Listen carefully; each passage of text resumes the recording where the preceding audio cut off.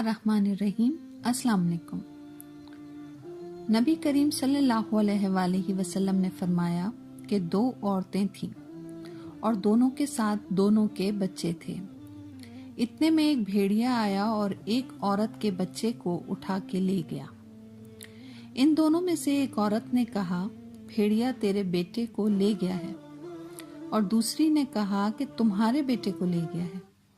दोनों हजरत दाऊद अलैहिस्सलाम के यहाँ अपना मुकदमा लेके गईं। आपने बड़ी औरत के हक में फैसला कर दिया। इसके बाद वो दोनों हजरत सुलेमान बिन दाऊद अलैहिस्सलाम के पास आईं और उन्हें उस झगड़े की खबर दी। उन्होंने फरमाया कि अच्छा, छुरी लेके आओ, इस बच्चे के 2 टुकड़े करके दोनों के दरमियान बांट दूं।